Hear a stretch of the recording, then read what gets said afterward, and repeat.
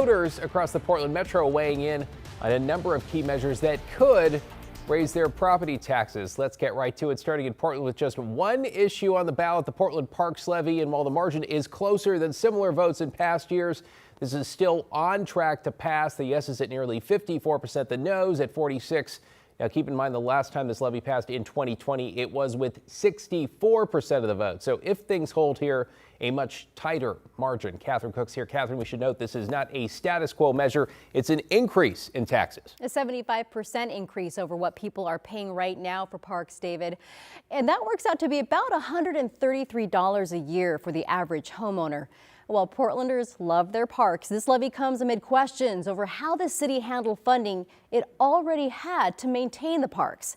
The Parks Bureau said 90% of its facilities are in, quote, poor condition, and warned that if the measure failed, they'd have to slash operations by 50%.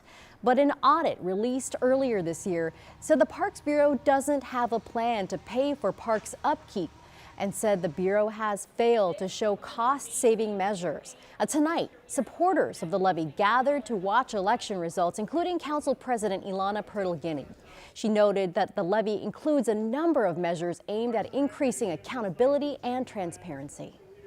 In this levy, we ensured that we included the cost of new facilities that were coming online. We don't want to make those same mistakes. What we do want is a fully functional park system with the investment that we need as a city to provide the program that Portlanders have asked for in our parks.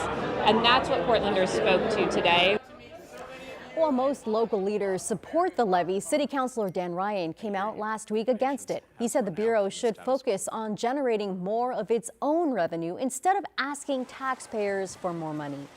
David, you mentioned the margin here. It's worth noting that in May, a $1.83 billion levy for Portland Public Schools passed with 60% in favor. It's still early, but if it holds, this margin at 54 to 46% is much tighter.